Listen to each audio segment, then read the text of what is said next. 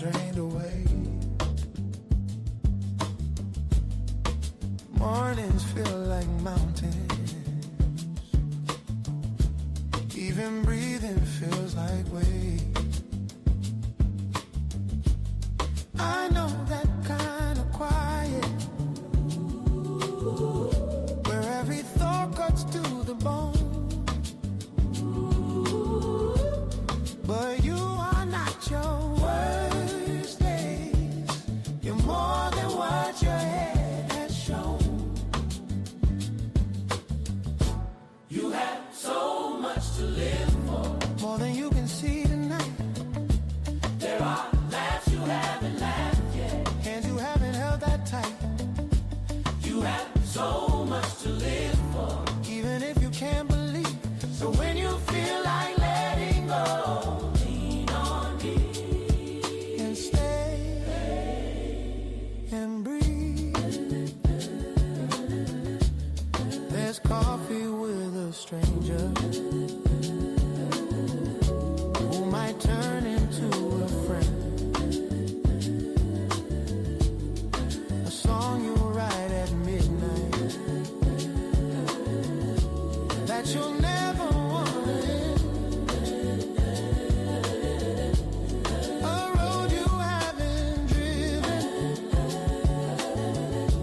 where the rain lets down its guard. A day you'll finally tell yourself, I made it this far. That's hard.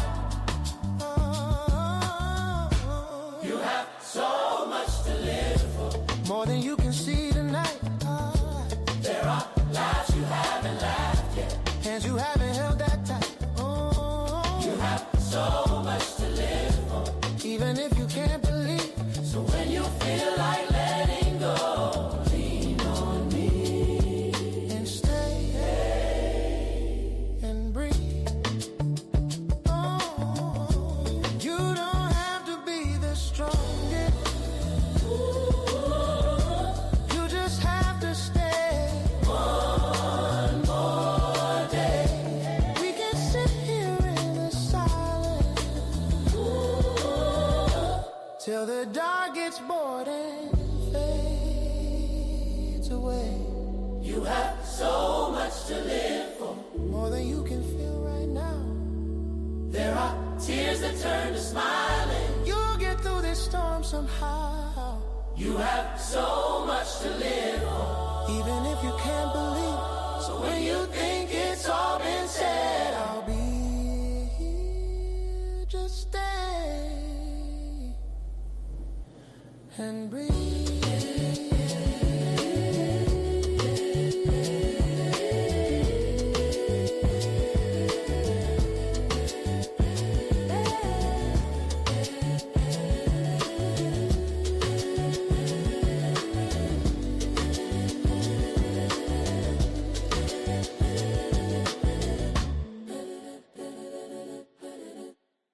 I heard you say you're tired, like every color is drained away. Mornings feel like mountains. Even breathing feels like weight. I know that kind of quiet, where every thought cuts to the bone. But you are not your worst days. You're more than what your head has shown. You have so much to live for, more than you can see tonight. There are laughs you haven't laughed yet, hands you haven't held that tight. You have so much to live for, even if you can't believe. So when you feel like letting go, lean on me and stay and breathe. There's coffee with a stranger who might turn into a friend. A song you write at midnight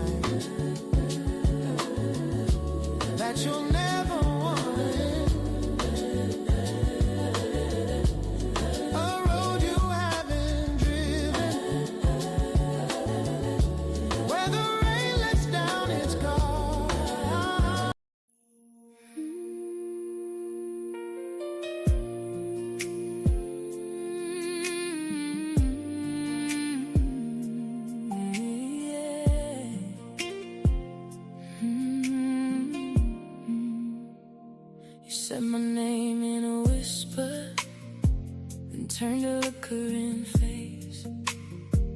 As you denied knowing me, coldness in your voice changed how I see you now. I watched your hand hover on the latch, like you already knew you'd never come back. But you looked at me like a goodbye, half your heart here, half on the drive. And I swear I felt the room go thin when your mouth went tight and you pulled away again. You shouldn't just walked away. You shouldn't just walked away. You shouldn't just walked away. Leave me standing in the shade. You shouldn't just walked away. Walked away. Not like that. Not like that. She stood there staring as you tried to explain. I put my hand in protest. I said, never mind. As I walked toward the door, you attempted to stop me, but she reached out and told you no. I slipped through your fingers, now the whole house sounds like a promise gone bad. But you looked at me like a goodbye, half your heart here, half on the drive. And I swear I felt the floor giving when you shook your head and you let me down again. Shouldn't just Hey, you guys, give me a second. shouldn't just walked away. Leave me. Okay, good evening, good evening. Good evening. How's everybody doing? And Good Miss evening. Kathy's over here. How are you guys doing? Hey, Miss Kathy. Hey, Miss Latasha. Hey, you guys. Hello, Miss Hey, Miss Kathy. Bell. Oh Hello, my Miss God. Bell. Miss How Hello, you Miss. doing, Miss Relita? Hey, and Miss Finley. Oh my Hey, God. What Hello, did Miss I Finley. do hey y'all. to Hey, grace your I presence? I see you got the lips popping, baby. Oh, you see, look, She it's a really little do red. have. I put a little red on just a little bit, just a little bit. Big lips. Here, make them red. Make them red when you can. So, how's everybody doing tonight? Oh, pretty good. I'm doing okay. Okay, y'all. Okay, wait a minute. Let me say this again. Let me see if I can get some enthusiasm. How are you guys doing tonight? Good. I'm doing fine. How is everybody else? Okay, that sounds good. Uh, Shamir always is going to be that one person that's saying, "Damn it, you're not going to change my attitude, right?" I don't care what you say. Oh, well, welcome to our Legacy Liftoff class. Thank you guys for showing up and showing out. Let me tell y'all something. I'm on a lot of different platforms and I kind of listen in to, what other people are talking about, subject matters and stuff. And you guys, you have no idea how I appreciate you guys. Because when I hear other people talk about different things, it just makes me appreciate this platform. And there's so many women out there do not even know this platform exists. Because a lot of things that we talk about on here, you guys, they have no clue. They have nobody to guide them to talk about those things. That's what I've discovered. I was like, man, if I could get some of these people in our class, our crew would love it. But they have nobody to talk to. They don't have anybody to break down things without somebody judging them or taking their information and taking it somewhere else. They don't have that. And that's why I appreciate you guys so much because you guys have that. And I don't know if you guys share this with anybody. I don't know if you're ashamed of me or what, but that's all right if you are. But I'm so glad we have this. that you guys can come and we can do this. We can be women, we can be little girls, we can be cousins, we can be sisters, we can be all those things without us judging each other. And this is very rare what we have. I'm telling y'all that right now from all the different platforms that I go on and chats that I'm in. This is very rare. And even for the men, believe it or not, there's a couple of guys that are my friends. Okay. My husband knows them, talk to them the whole 9 yards. I talk to them from time to time. And they share things with me that I wouldn't, share with you guys. But they say to me, I appreciate you listening because lots of times other women don't listen. And in the process of me saying that to them, I also motivate them that, oh, don't say that about yourself. You can do better. You know, you got it. You already got it. Look what you don't taught me. I'll say something like that. And just those little words make a difference in them because they don't have a platform like this either. They're not on there. We're not whining and crying about men being bad people and women being bad. No, we talk about similar things that we talk about on here about ourselves. And that's why I said we have no idea that the people that we have in our lives, when it comes to stuff like this, it's all right to talk to our friends about a lot of things. It is. It's no big deal. Me and my girlfriend was talking yesterday. But it's something different about talking to people that actually personally don't know me, right? First and foremost, or I don't know you guys personally. I'm not in your lives on a daily basis, but there is a connection. We all have something in common, and it's not just us being Black women, it's more deeper than that. And this is why I love doing this because I believe in transformation. I believe in people changing, not staying the same, but changing. And you guys have over and over and over again have shown me that you guys can change. You have opened up spaces about yourself that you didn't know you had, or you were too afraid to show that you guys have done it. Latasha, y'all don't know, but Latasha talks to me from time to time in our messenger, and she doesn't know how she brightens up my day. Sometimes, Tasha, when I read your messages, you they come at a time for me when I'm probably struggling inside because I struggle like everybody else do, and you say the most beautiful things, Miss Kathy, all you guys. But I'm saying Latasha because recently Latasha said something to me that like, oh my God, I cannot believe you said that. But I want you guys to understand that this is not about just me. This is about you guys too. And you guys learning from each other in the same perspective I'm learning from you guys. And I think our group is so special.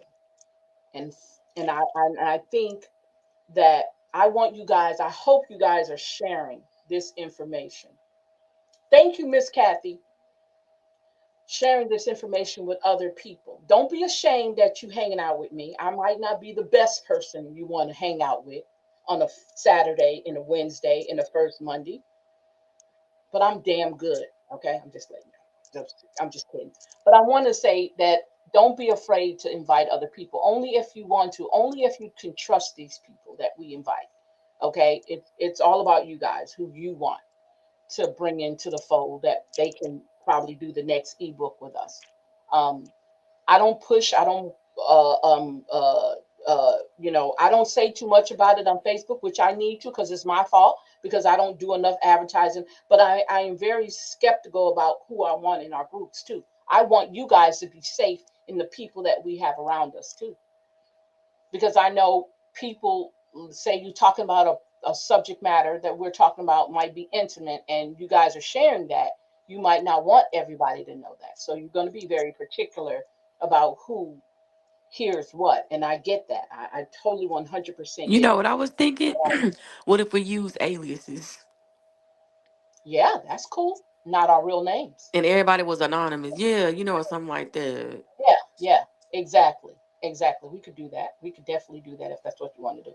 But on here, your names come up, so y'all have to switch out your names. Yeah, I know. Yeah, just switch out you have SF. Nobody don't know what that means. Yeah, but you got Well, YT at you the know. bottom. So Yeah, I know. that's an automatic connection. But if you feel comfortable with yourself, that's fine. But I'm just Hmm.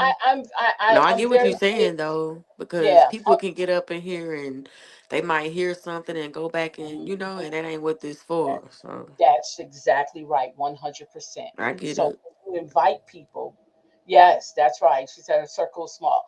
When you invite people, make sure those people fit who you want, around your information or what we do on here. Okay. So, um, enough of that. I just wanted to say that because I felt that to say because of I was on a platform over on TikTok. And I was like, damn, I could use some of these people in our class. But then again, I don't know if I want them in our class. I got to be careful because TikTok is a whole different world, y'all. TikTok can be dangerous, right? We used to Facebook, but TikTok is a whole, whew, it's different. So it was just listening to them. I said, oh, they do not know what they're missing out on. Oh my God. And the stuff that they were talking about is actually stuff we actually talked about in here. But it's on a different level. And I was like, man, they could definitely be great, great students in here with us. But oh well. And I don't associate with anyone that's not trustworthy. That's true. That's right. You have to be. You definitely have to be. Okay. So, what chapter are we on in our book? Anybody? 3. What 4. 3 or 4? 3. Okay.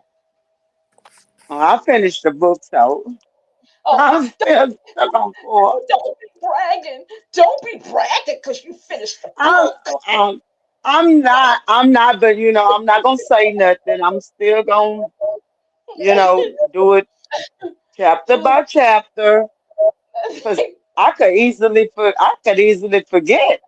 I know. I'm Yeah. just picking at you. I'm just picking.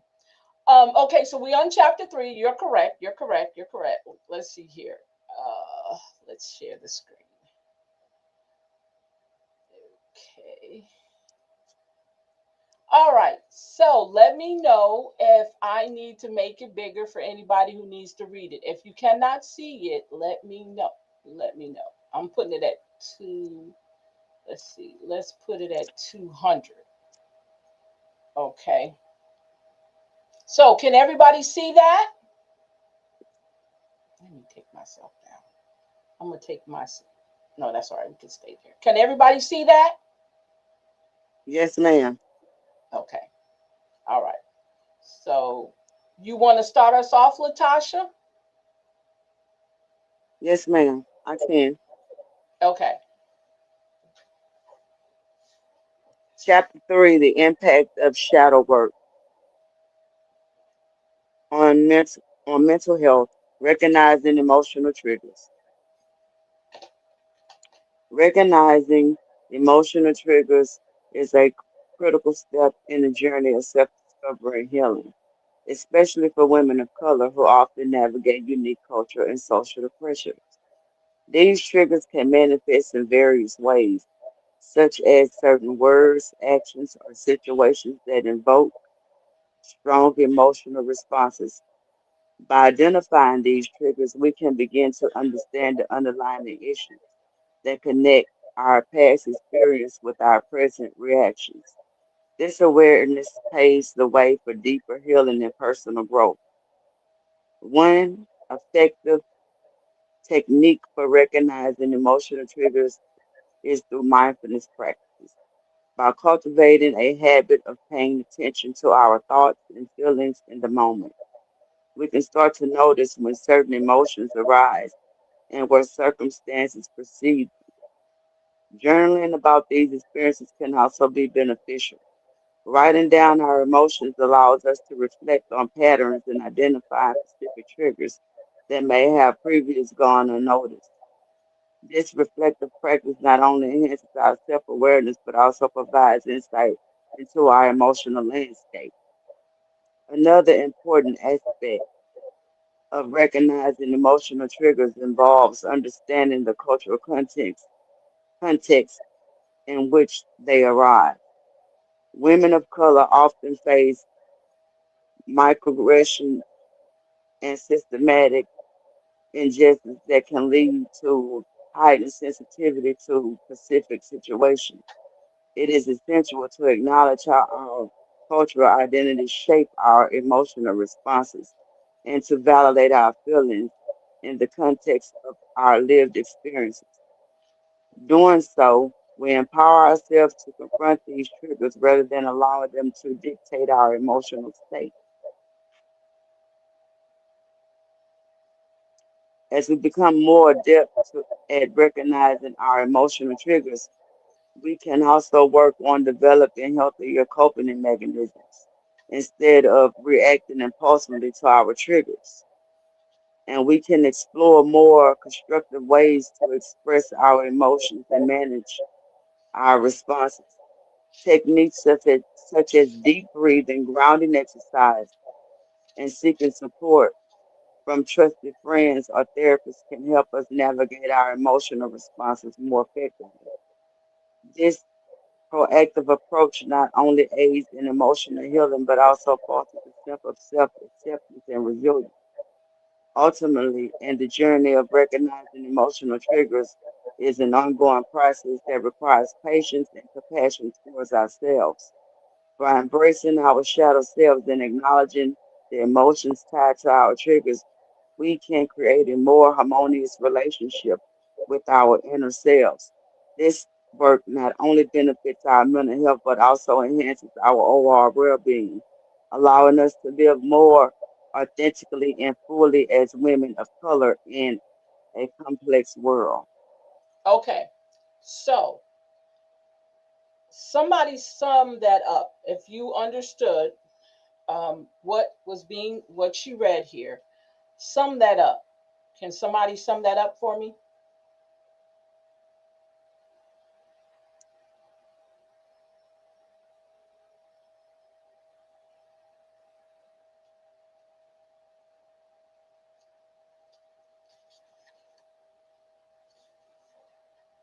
Are they Are there? y'all, yeah, let me see.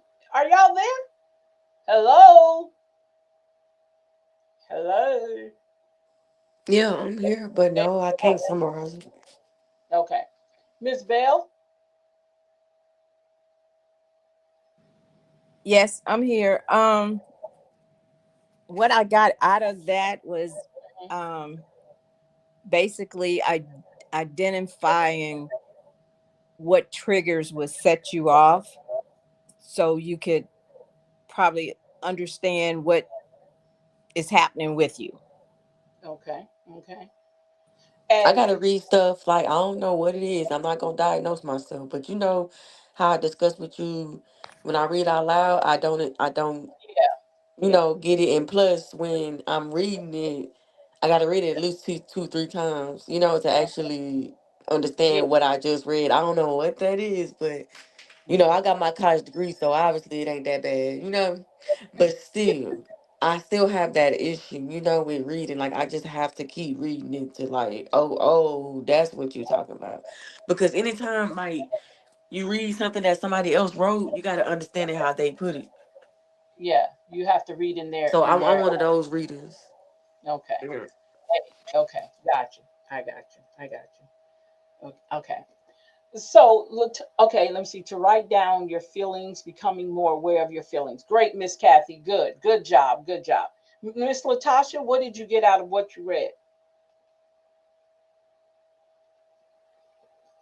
Basically, the same thing she just said. Mm-hmm. Um, Recognizing your triggers. Like I always said, I'm still learning my triggers. Mm-hmm. I only know some, but I'm still learning as I go along. Mm-hmm. Okay. Okay. And I'm not ashamed of it, like I had told y'all once before. I'm in mental health, so I'm not ashamed of it. Mm-hmm. I can't speak for everybody else, but I can speak for myself. I Mm-hmm. do this for myself and for no one else. Mm-hmm. So I'm not ashamed of who I am. Exactly. Yes, I'm in mental health. Yes, I am. Yes, Mm, I'm with Coach Salida. Yes, I'm with her as much as she allowed me to. So, yeah, I'm still going through. my journey. I can only speak for me. And I'm going to continue being it. I understand a lot of people won't agree with me in Mhm. everything that I go through, and they won't understand it either. But I'm not going to stop being my authentic self to make other people comfortable at the same time. I'm not No. doing it. Mhm. And I appreciate you being honest with that and being open with it. That that's great. I love that. And I've And always Miss told you Shamir's guys, not by herself. Miss no. Shamir's not by herself. I have to read things over and over and over and over and over again. Yes, for Mhm. me to get it. Yeah. And it's And never I Yeah, do wrong. it's see, annoying. Yeah. I Yeah. do see, yes, it can be a very annoying. It can be emotional at times, but you Mhm. will get it. You can see a lot of things, baby, Mhm. but sometimes you just have to silence yourself to process it Yeah. Yeah. because you might receive it in the wrong way. It goes back to mindfulness. That's what I begin to think about Yeah. because my thoughts may not be yours just as well as yours are mine. You understand what I'm saying? Yeah, she sound like you, Dr. Salita McCall. Whatever. No, no, doctor. Oh, that's cute. I like that. I think you're being sarcastic, and I'll accept that. Okay. All right. Yes. Miss Kathy said when she said she noticed that she eats more since she's going through difficulties when she go through, and I think we all have little quirks and habits that we pick up when we're Hmm. going through some things. I think we all do that. But I don't know what it is. Like some people like to smoke marijuana, some people like to smoke, some people like to drink when we're going through because we have no other outlet and we don't have this group like this where we can talk each other through some things that we're going through opposed to um, like she said eating more. And I'm not even going to say eating is something bad. I mean, it could be, I mean, for that moment, because we don't have anything to offset that feeling of wanting to eat. um, I'm not going to say, oh my God, don't do that. I'm not going to say, oh my God, don't drink, don't smoke, don't. I can't do that. That's not. I know everybody has their way, and eventually, when you feel better and you feel like you can move on without doing those things, you're going to stop them yourself. I mean, really, you can stop them yourself, and you don't realize you can do it, but you have the willpower. If you have willpower to change, you have a willpower to take away things that are not good for you. I'm not saying food is not good for you, but overeating, in other words, because it's emotional eating, is what it is. It's feeling a void. A lot of things that we're doing, we're trying to fill voids in our lives, and they can get out of hand. We either trying to fill voids or we're trying to forget things that have been going on in our lives that we're not happy with, and that happens. And triggering, when we talk about triggers, that trigger can start the smoking, that could start the drug use, that could start the drinking, and that could start the eating. Those triggers, because guess what, we don't know how to handle those triggers. We don't know what it takes for us to. A lot of people don't understand that. Okay, I need to be mindful. I need to journal. I need to go outside and walk on the ground. I need to probably get in my car and drive to the park if I don't have any, grass around me, and just take off my shoes and walk in the grass. Watch where I'm walking, but just walk in the grass. Sit still for a moment. Just think.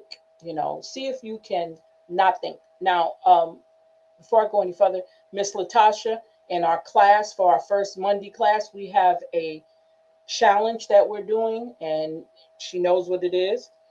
The challenge, one of the challenges I think we should do too, is taking time out to just rest.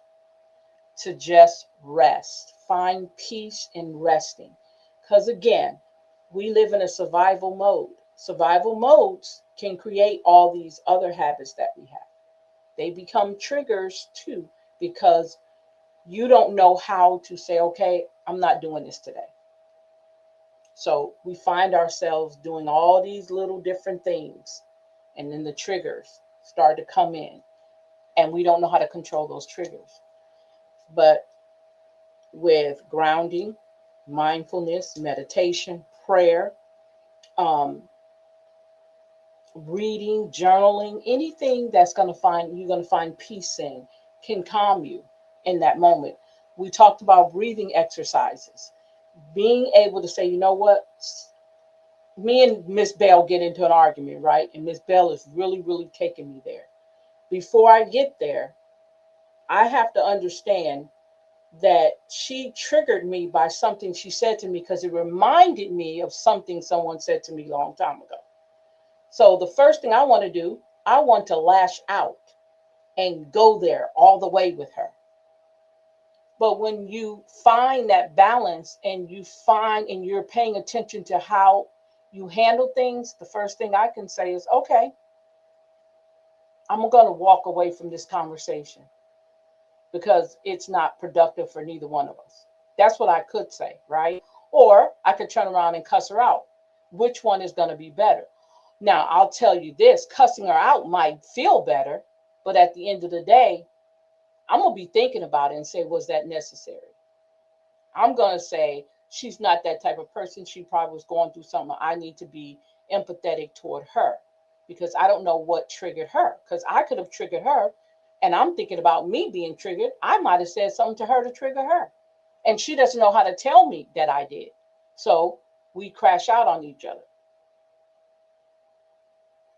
Instead of me recognizing that, I need to be pay attention to how I say things, how I'm acting toward her before, if I really value her friendship, if I really value her as a person, because somebody might not valued her down the line, and I could have triggered something in her as well. So we have to be very careful in our communication, how we communicate with each other. Active listening works. It does. I'm telling you guys, it works. But you have to be willing. It's a two-party thing. It's not a one-party thing. It's a two-party thing. And we have to be both in that same mode to do that. So sometimes that's hard for us to do that. Um, and so we find ourselves misunderstanding each other, miscommunicating, and then we're arguing with each other because we didn't listen and hear what someone was saying instead of when they finished talking. Now, did you mean da da da da da? Instead of us asking the question, we taking off on emotions, and you sound like you getting smart with me. What's your problem? What did I do to you? And before you know it, you back and forth, back and forth. Nobody heard anything anybody said because we both got triggered by something one other person said because we were not listening. And triggers can be devastating.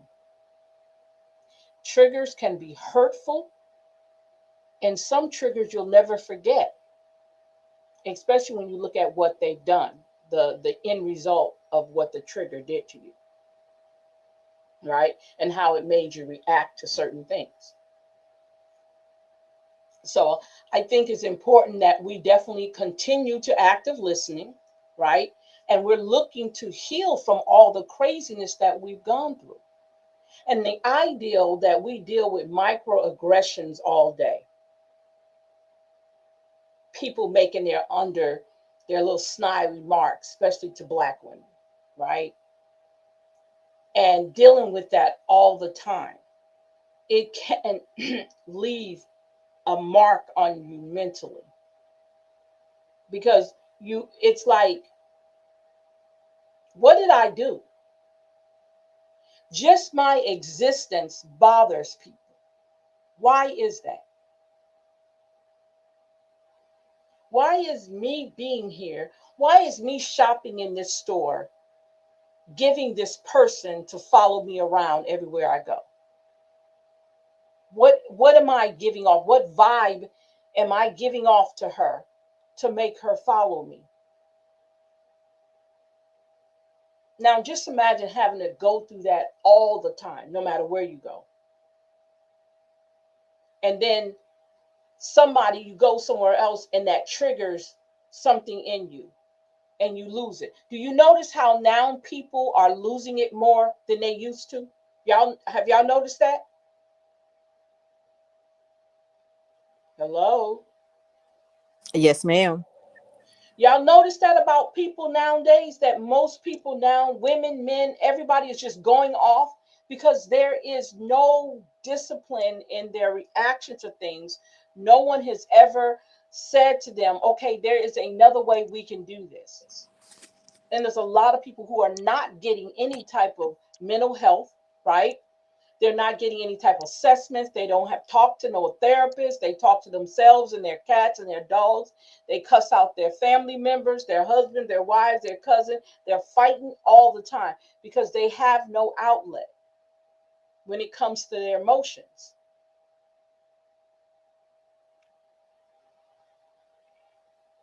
And the ideal that this teaches us how to do that, how to handle our emotions, how to know how to respond to different instances, situations without flying off the handle, without wanting to fight people. You notice how there's a difference? Now, I want you guys to observe how you interact with other people since we started this whole class. Tell me, have you guys have experienced the difference in what we were taught so far in these classes? Anybody? What's the question? Okay. I'm saying, have you been able to use any of the resources and the information that we shared in these classes in your outside world? Yes. Okay. To me, Exa- excuse me. To me, a lot of it has given me more confidence to be more comfortable in the workforce because I had to realize I had very high anxiety, which is Mhm, why I couldn't be around a lot of everyday work, politic, stuff. Like it was just getting on my nerves. Like it was just irritating. I started getting depressed going to work, so mhm, and I prayed for the position that, to be in the career I wanted to. And then I'm like, man, this is what I prayed for. But man, I hate this. It's the people. Like, it's never the job. It's mhm. always the people. So, it Exactly. gave me more confidence to walk in any building and know that I'm a black woman that deserves to be where I'm at because I Mhm. worked for it. Exactly. Exactly. Anybody else? I have. A month ago or so, I probably would have went off on this lady that did something, but Mhm, I didn't. And I had to take a breath. I did mhm, that. And she came and she apologized. mm. So that was kind of strange because my first instinct would have been cussing her out, period. Yeah. Um, but I have, tried to take a breath before I even open my mouth and speak. Mhm. Mhm. Exactly. Awesome. Awesome. Awesome. Let me go back over here before I go again. Okay. She said I'd go off. So, Kathy, have you learned anything from the class? Because she said, shit, I'd go off. Only Kathy can say that. Latasha, well, I'm proud of Miss Bell. Ooh, I'm proud of her. Well, thank you, ma'am. She like a Girl. mini Medea. yeah. All right, Miss Finley. I'm not holding a damn thing because I didn't do shit. That's what Kathy said. That doggone Kathy. Oh Lord. Oh, that's funny. Latasha had already said earlier, but if she wants to reiterate what she said, that's fine too. uh, the question was basically, what have you learned since we've been doing these classes? Let's see. I've learned a lot, like I said earlier, Mhm. how to deal with Okay. people in situations, and it's been Okay. helping me a lot. Okay. Great. Okay, who's next? The role of shadow work in healing trauma. Ooh, let's see how deep this goes. Anybody? Let me get mine over with. I'll read it. Oh, I called it first. Okay, well, go ahead. I mean, But don't go. curse me out. Don't curse me No, out. no, no. It's my pleasure for you to go so I can hear your Oh, she voice. working hard. All right. The role of shadow work in healing trauma. Shadow work plays a crucial role in healing trauma, particularly for women of color who often face unique societal pressures. This introspective process allows individuals to confront and integrate the darker aspects of their personality, which can often be rooted in painful past experiences. By doing so, they can reclaim parts of themselves that have been suppressed or ignored, fostering a deeper understanding of their emotional landscape. This journey is not just about acknowledging the pain, but also about transforming it into a source of strength and resilience. Engaging in shadow work requires courage, as it involves delving into memories and feelings that may have been buried deep within. Women of color may find that their cultural background shapes their relationship with trauma and self acceptance. By exploring these influences through shadow work, they can begin to dismantle the narratives that have contributed to their emotional suffering. This process allows for a more nuanced appreciation of their identity and the complexities of their experiences. The techniques used in shadow work can vary widely, from journaling and meditation to expression and therapy. Each method serves as a tool to help individuals articulate their hidden emotions and confront their vulnerabilities. As women of color engage with these practices, they often discover that their shadows hold valuable insights about their desires and fears. This realization can pave the way for personal growth and a more authentic way of living. Furthermore, the impact of shadow work on mental health is profound. By addressing unresolved trauma, individuals can reduce anxiety, depression, and other mental health challenges. This healing journey promotes self acceptance, allowing women of color to embrace their entirety without shame or fear. The act of integrating one's shadow can lead to a more balanced and harmonious life where emotional well being is prioritized and nurtured. In conclusion, shadow work is an essential component of healing trauma for women of color.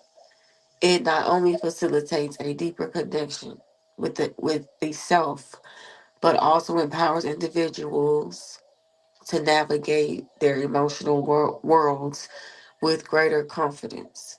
By embracing their shadows, women of color can transform their pain into a catalyst for growth, ultimately leading to a more fulfilling and liberated existence. The journey may be challenging, but the rewards of healing and self-acceptance are invaluable. Awesome. Now, you guys remember I gave you three questions to ask, answer last week? I sent each one of y'all an email with them in there.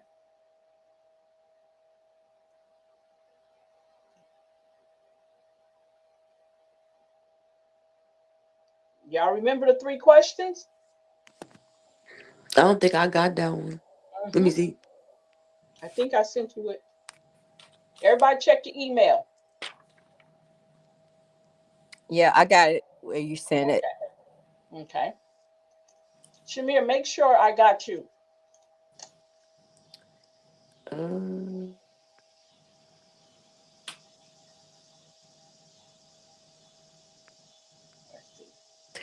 It's not the quiz, huh? No, no, no. And you don't think y'all getting away with not doing the quiz because we're gonna talk about the quiz. I'm just letting you know. Let's see The last here. email I have is from July 10th. Okay, then you didn't get it. That's what you didn't get it. Hold up. Let me see something here. Let's see something.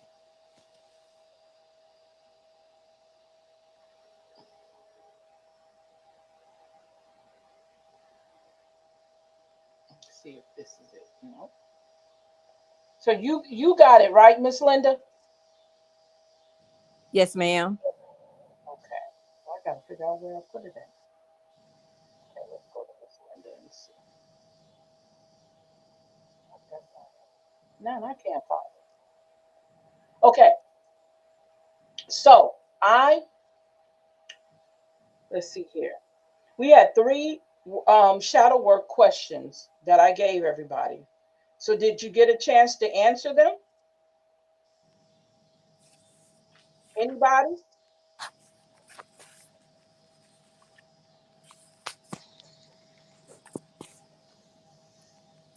Yes, I answered a couple of them. Okay. One I So wasn't too sure on. okay. Which one? You weren't too sure on. Tell me. That would be the very first one. What power have I relinquished to others, and how can I reclaim it with unapologetic confidence? So you need an example of what that's asking you, in other words, right? Well, Huh? unapologetic confidence, to me, from my understanding, I don't Uh, need to explain it. okay, that's what you're saying it means. Yes, that I mean that's what it means. That's what I it means for me. Okay, okay, that you don't have to explain why you relinquished or why you will not. Why I relinquished. Okay. What power have I relinquished to others? So what so give me an example of powers that you relinquish to others. Um, Earlier in my days, it was I didn't have the confidence Okay. that I have today. Okay. Okay. So how did you relinquish that to others? I believe what they were saying or how they were describing me, Okay. and I didn't correct it because Okay. I didn't have the confidence back then. Mm-hmm. Okay. So when I started listening to what they were saying and believing it, I just had to go off to myself and like, am I really like this, or do they really think about me that way? Mm-hmm. So I just had to gather myself and start telling myself, no, that's not me. Okay. Okay. So that would be your how you reclaimed it, right? Right. Right? Yes, ma'am. Okay. Okay. Anybody else who had any issues with those three questions?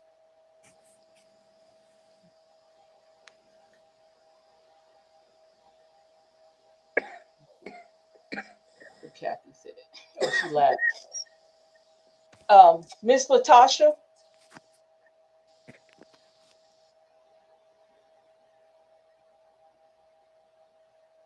she went on mute.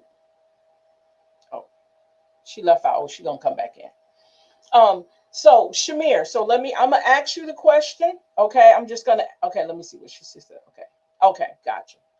Okay, let me go back up here. Okay, there we go. Okay, so the question, what she just answered is number one. It's the number one question. It said, "What power have I relinquished to others, and how can I reclaim it with unapologetic Can you confidence?" hear her talk, Miss Linda? Hey, Miss Linda love. Miss Lita, I No. can't hear you. Back. Oh, Can you? I I'm can hear back. you now. Can, I heard what you said, but go ahead on and I can't hear finish what Miss you were Latasha saying. though. I see that mic moving though. okay, go back out, Latasha. I mean, Miss Shamir. I can hear you. Oh, okay, you can hear me. I'm sorry. I'm, I'm sorry. Miss Bell, you there? Yeah, I had to go out and come back in because I didn't Oh, hear what was okay, said. okay. So, Miss Shamir, so what power have you relinquished to others? I'm gonna ask that first. Shh. Um, I'm gonna say the power of information. Okay. So what? So you gave them the power of information for what? Now this is pertaining to you personally. So the question is, what powers have I relinquished to others, and how can I reclaim it with unapologetic confidence? Mm, I don't know. Okay. Okay. Did you hear Miss Bell's example? A little bit. I heard a Okay. little bit. Okay. So when we talk about relinquishing our power, it's when you allow somebody, she was talking about how people made her feel. Okay. Yeah, she said confidence. Yeah, confidence. So I'm asking you the same question. So what power have you allowed others to take from you, and how did you reclaim it after they've taken it from you? For example, Mm, okay, so I just kind of, and it doesn't directly have to be you, it could be any situation that you've experienced, where you felt that something was taken from you as a person. uh, I can't really think of anything really. Okay, all right. Okay, I'm gonna give you the next question. So, in what ways have I been taught to fear my own darkness? Remember, triggers and shadow work is the other side of us. You know, we get this happy go lucky sunshine side, but there's also a deeper, darker side to us. Um, and in what ways have I been taught to fear my own darkness, and how can I begin to embrace it as a source of strength?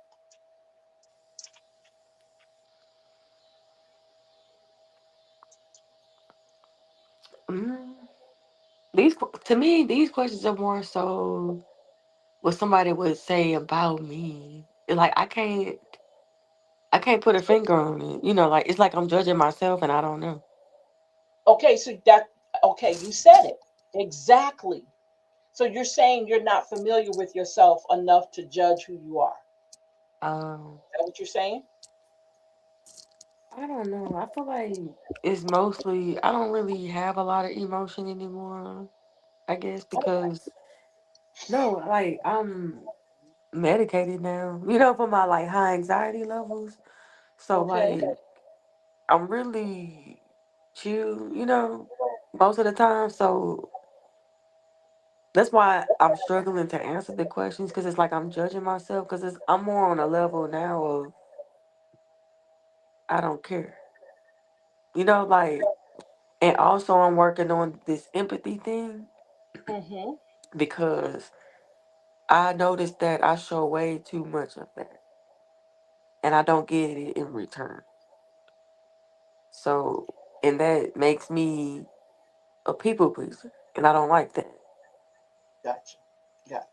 So, you So, know, yeah, I'm kind of struggling. and that's fine. That's fine. So, because you're medicated, you're saying that takes away from you wanting to be able to judge yourself. Is that what you're saying? I guess because, But is that where you want to be? yeah, Hmm? yes. Okay. Okay. Because it's like, when my So let. anxiety, when it wasn't under control, judging myself, I was more so oh, I'm late in life. I'm not doing what I should be doing. I got so much debt. Like it's all negative things. And Okay, but now it's positive. okay, okay. So I get where you're coming from, but I want to ask you this. In order for you to heal mentally, emotionally for you.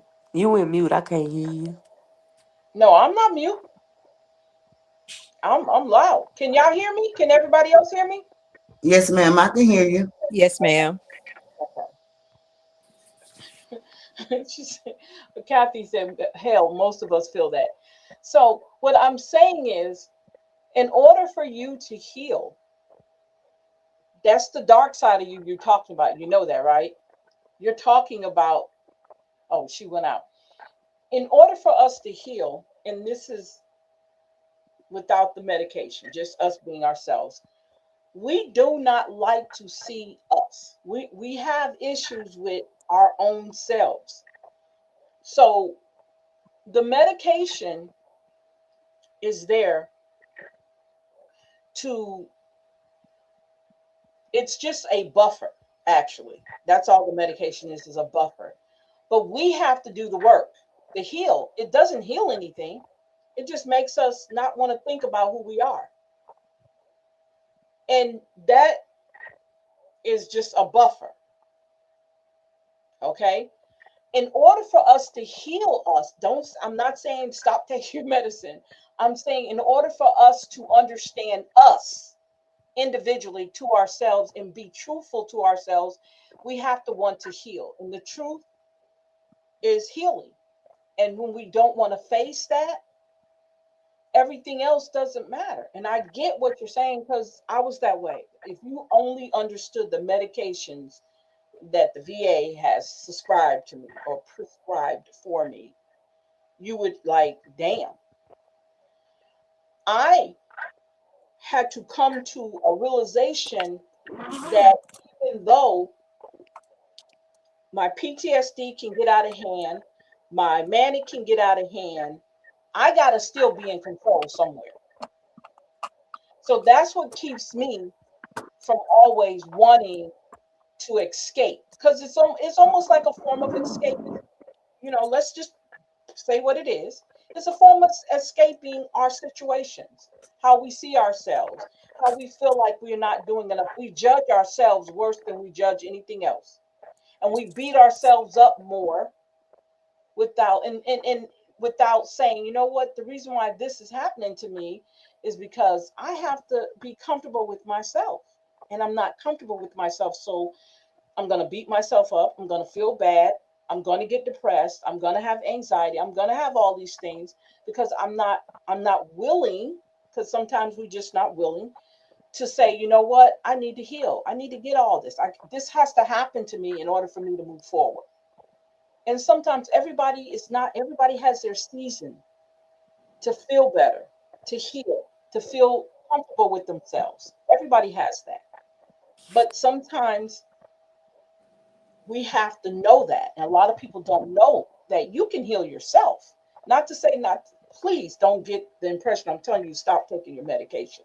I'm saying sometimes we have to put the responsibility in our hands to want to know who we truly are. Authentically. I'm saying the word wrong. Authentically. We need to be able to say, hey, this is me. Yeah, I can get mad. I can get mean. I can cuss you out. I can do all those things, but that's me. And sometimes we're afraid to do that. And you're right about the empathy. You're right about the people pleasing. You know, I told you I'm a recovering people pleaser. We validate ourselves through the stuff that we do for other people. You see, we validate how we're worth. Our worthiness is through our productivity, how much we can do for others instead of doing for ourselves. So we live in this society that makes us comfortable. We don't want to be uncomfortable, but sometimes, excuse me, it's going to take some uncomfortability for us to get comfortable or to get better. It's going to happen. And in the process of us getting better, we're going to have those backlashes. We're going to have flashbacks. We're going to have withdrawals. Okay. We're going to have all those things, but it's part of the process, you know, and there's nothing wrong with it. Please do not think I'm trying to say, oh my God, don't take your medicine. You can do better than that in life. And all. No, I'm not saying that. I'm saying you have to realize that you can do a lot of healing yourself and that we use our medication, because I'm on medication. We use it as a buffer when we don't want to actually, you know, really like, okay, this is what it is. I can be a piece of shit. I'm being honest. I could be a piece of shit. I can keep chaos up. I can keep mess up. I can be in everybody's business. I can do all those things, right? That's not going to change. The medicine is not going to change that. It's just going to buffer it. Like, okay, I ain't going to think about that anymore. But when we want real change, real healing, we're going to tell the truth about ourselves. We're going to look at ourselves and we're going to say, this is who we are. Now, how do I go through life being who I am? Do I want to change or do I want to stay the same? If I'm not bothering nobody, I'm going to stay the same, right? If I am bothering myself, not anybody else, then I need to make some changes in my life to make it better for me, because it's all about me. You know what I'm saying? And that's how sometimes it's hard. I'm telling you from pure experience, it's hard and it takes time, right? And when we realize the healing is with us, nobody else, nothing gonna heal us but us. And through our healing is the truth, who we truly are. And that's so hard for some, especially us as African American women, because we're judged on everything we say, everything we do. We are judged on it, from our men, our kids, our cats, our dogs, our cousins, our mothers, our father. Everybody is judging us all the time. And we take all that and we carry it. So we got to figure out, how do we fit in this? How do we fit in this without letting all that to be without letting that be something we carry? You know what I'm saying? We got to figure out how we're going to get through all of that. Just think of yourself and how better you can be. Miss Bell said something earlier. She said, I realized that I'm not all those things they were saying about me. When you get to the point where you realize you're no longer all that crap, that's their opinion. And keep in mind, anytime someone makes an opinion about you, that's their opinion. That's not who you are. That's their perception and how they see you. That's not who you are. And sometimes we'll take that on and make that part of who we are, and it's not. We got to realize there's a difference. Now, you might not like me, but I have to like myself. And some people have an issue with liking themselves. So it's easy for someone to not like you and you don't like yourself either. You got to love yourself regardless, because at the end of the day, it's you. Nobody else. We put on all these performances, we act certain ways around certain people and all this. We do it all the time. And we're so afraid to just be ourselves. And Ms. McCall, you are right. We have to pause, stop, and just notice our own emotional status. We have to do that. Just pause and stop and just That's notice, true. our emotions. Because we don't, because we're so busy doing for everybody. We start, I'm this mother over here, I'm this grandmother over here, and I'm this and I'm that, and oh my God, I'm this, I got to be at this event, I got to take care of this organization. We doing this all the time, and we for everybody Yes, else. yes. And it is exhausting. It becomes exhausting. You will get so overwhelmed till you forget all about your needs. Mm-hmm. Yep, exactly. That I'm exactly. telling you from experience. And then when you say no, Mm-hmm. You put them boundaries in place. When when you you put, say no, mm-hmm. then you become the enemy. Yeah, yeah. Nobody don't want to The deal with disrespect comes you. about, Yep, yep, yep, rudeness. yep, I yep. didn't know that you would ever have to explain to people what they see you going through. The ones Mm, that see you going through it, and they mm-hmm. still expect you to be this Yeah. uh action figure. Mm-hmm. That's the best way I can describe it to you, action figure. Mm-hmm. Yep. Exactly. But you have to say no. You're not gonna feel when you know you can't. You just can't anymore. Mm-hmm. Yeah. Yeah. Yeah. Yeah. And You I'm gotta. speaking for myself. I can't speak for others. Mm-hmm. I had to learn to say no. Mm-hmm. Did I cry afterwards? Some days I did. Mm-hmm. Yeah. Yeah. But if Exactly. you don't stop, Mm-hmm. you're going to lose yourself. That's right. That's right. You're 100% correct. Yep. So if you don't take a moment, like you said, Miss Linda, about pausing, I talk about pausing all the time.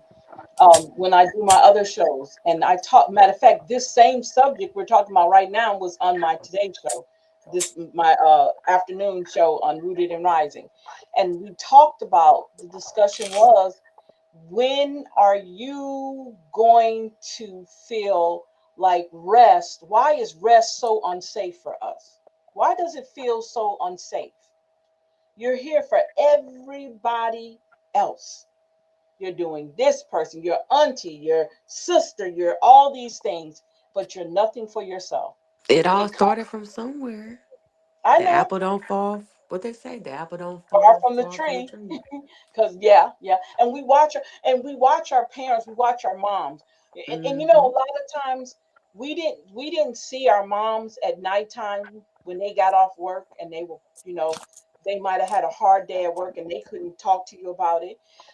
We Mm-hmm. don't see dad getting upset. You know, him and mom might talk about certain things that happened during the day, but you didn't see that. They made sure, or some parents, not all parents, but some parents didn't, they made that as a rule in the house that we will not discuss bad or negative things around the kids. We want them to see all positive things. So we're not going to argue in front of, you know, those rules, they had them unwritten rules that most happen that were mostly in families that had the privilege to do that. And then what you realize is one day you wake up and dad's packing his stuff and mom's standing in the doorway watching him pack his stuff. And you're like, wait a minute, hold up. I'm thinking I'm in a house full of happy people. What happened?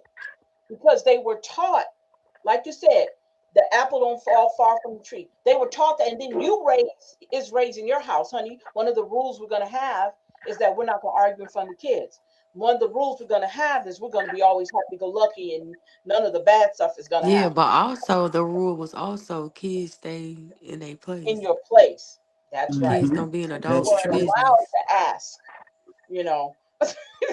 I You wasn't weren't allowed allowed to to. watch certain stuff with my parents. They'll Mhm. say, Shamil, walk off and we'll call you when this part is over.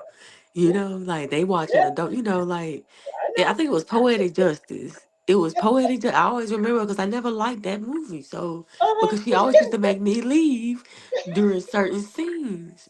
So Uh-huh. I end up hating it, you know, because I just did. So when I finally watched it as an adult, I'm like, oh, you know? So kids don't have that luxury these days at Yeah, all. yeah, yeah. They don't have that luxury. And there was a resentment. You said, you see what your resentment was? You didn't like that movie. That was your resentment because Mm, you were not able to watch the movie all the way through. So there was a mm, little resentment to you not being able to do that. You see? mm, mm-hmm. And I'm not saying everybody get in front of your kids and cuss and holler and call each other out a name. I'm saying you should explain to them, hey, we're having a disagreement. and we need to talk this out. I need y'all to go upstairs, or I need you to go somewhere, or we're going to get in the car, we're going to drive around the corner and cuss and holler at each other, and then we'll come back when everything's all right. You know what I'm saying? Sometimes you got to do that if you don't want your kids. But I think it's good for kids to see that you guys can have a healthy argument. They need to see that, because then they don't know how to react to that when they get older. They don't know what that meant, because, like you said, you didn't know why they didn't want you to watch the movie. But when you saw it, I was like, oh, okay. But then you were grown. So do you want to wait till then? So how would you balance that with your kids? You want them to grow up in a positive atmosphere, but you guys also, the parents didn't, what do we talk about? Emotional intelligence, conflict resolution, active listening. A lot of households weren't built like that. So none of those traits were there in that household. So people figured out how to do it the way they knew how to do it. And I know that's not always the solution to it, but I think we should make sure we tell our children, well, me and your dad's going to have an argument. You know, I'm not saying don't have to go in depth into what y'all going to be arguing about, but they need to know that those type of conversations will be had. There's going to be things that we're not going to agree with. And they have to know that, right? And so we grow up. I grew up in a single family home. I had a stepfather every now and then. It wasn't a stepfather that stayed long, but I had a stepfather. I had one good stepfather, but his problem was he was a straight alcoholic. He was a sweet guy when he wasn't drunk. He was the perfect stepfather when he wasn't drunk, you know. And so my mom did most of the raising of us. So because I came, and it's the opposite, like with me and my husband, we talk about this sometimes, because he comes from a two-family home. They owned their home. They had all that. I lived in the projects, and I had a mama. I was on food stamps and welfare. They didn't have to do all that. I think his dad worked for the VA hospital. He was a cook for the VA hospital. So he had a whole different structure than I did when it came to a family dynamics. So that does affect us as adults. I'm probably a better hustler than he is, because he didn't have to do a lot of hustling. I'm probably a better maneuverer than he is, because he didn't have to do that, because he had a mom and dad. My mom taught us how to maneuver things. So our survival techniques are different. And then he's born, like, he older than me. So I told him he was a slave. Sorry. Shh. He cussed, y'all. I told him he came back from slavery.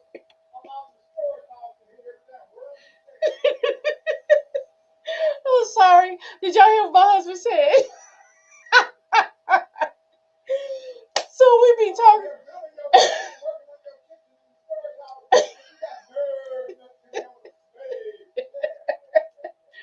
So we had these conversations because our dynamics is different.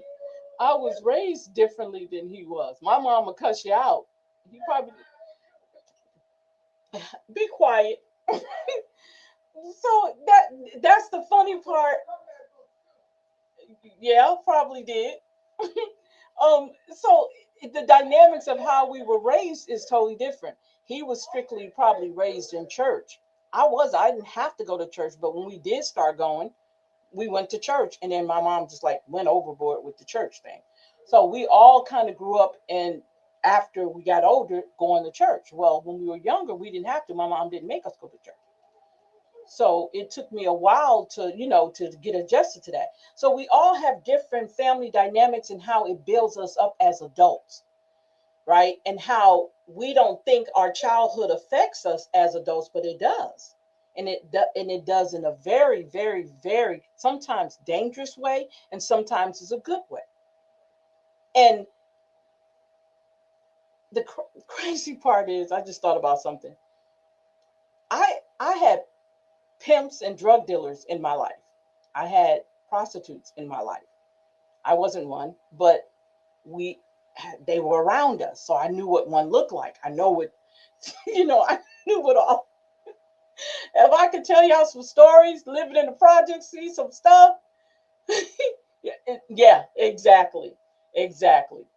It's funny as hell, right? Um, Opposed to him growing up in a house with a family and church and school and all that. It was a whole different ball game for us. So we like two opposite people when it comes to certain things. But it doesn't take away from you learning from that person you're with, right? It don't take away from all of that, right?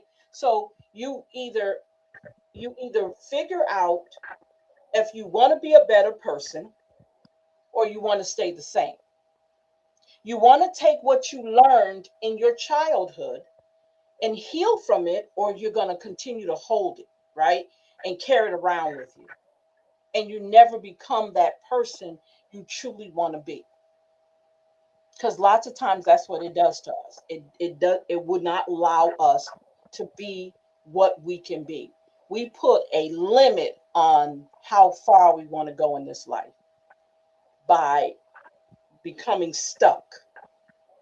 And then we don't see that, hey, it's much more to me. I'm not just this one person. I could be anybody I want to be if I learn to love myself, if I learn to be truthful to myself, and I learn to heal myself. I feel better.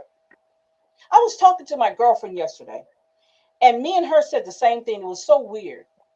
We were saying how, I don't know if you guys noticed it, but it's like a quietness. Anybody getting a calmness going around them? I need all y'all to answer this. Are you guys all feeling like a calmness around you? Tell me if you are or not. At the moment, Yeah, yeah, yes, yeah. ma'am. What Yeah, about you, Miss Linda? Are you feeling yes, like a ma'am. I calm? very Okay. calm. Yes, yes. So okay, cool, cool, cool. So Miss SSF, are you feeling the same thing? Is there a calmness with you, Uh, I mean, around you? yeah, I'm not aggravated or nothing. Okay, so in your world, because we're talking about your world. Oh, I mean, so is it like, I don't know? It must. I don't know. But we were both saying the same thing because I'm like, hey, how's everything going? How's the family? She said, Lily, I have nothing to complain about. I said, nothing. I said, I've been feeling the same way. It's like something that like washes over you and you like, oh my God. And then you know what? When you live in a survival mode, you're looking around the corner to see what's next gonna go wrong, right? Oh my God, it's too calm, it's too quiet. Oh my God, I don't know if I could do this. Oh my God. No, You, no, no, no. It's you know coming. that that calmness for me is, I'll give you an example. If I'm sitting in the house and Hmm. cold, cold, cold, and I go outside and the sun hits me, Uh-huh. it's just like I needed this. Once the sun hits my skin and I can Uh-huh. feel the warmth, I'm Uh-huh. good. I'm good. Wow. And so that's how it's been like there's a, you know how they say quiet before the storm? That's how it's been feeling. But it's like, and it's been like that for a minute.